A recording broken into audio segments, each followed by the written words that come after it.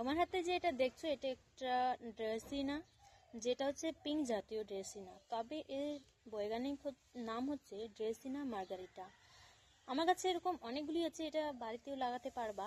আর হচ্ছে যারা নার্সারি করে তাদের ওখান থেকেও কিনে আনতে পারবে, কারণ এটা বাড়িতে লাগালে ভালো দেখা যায়, সাথে অনেক উপকারিতাও করে, দেখতে সৌন্দর্য বাড়ায় বাড়ির। এখানে তোমরা দেখতেই পাচ্ছ পিঙ্ক জাতীয় ড্রেসিনা যে রয়েছে সেগুলোর চারা করা রয়েছে।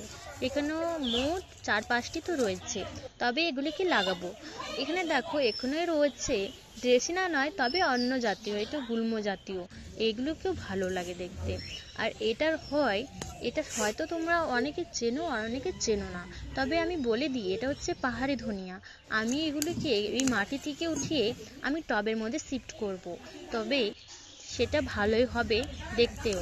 আর এখন তো রসুন লাগাবার সময় চলে গিয়েছে, তবুও আমি এখানে লাগাচ্ছি, কারণ আমি জানতে চাই যদি এখন লাগাতে সেটা হবে কি হবে না।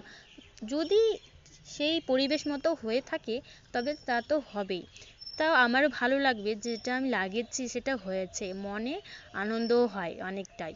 তবে এখনকার জন্য যা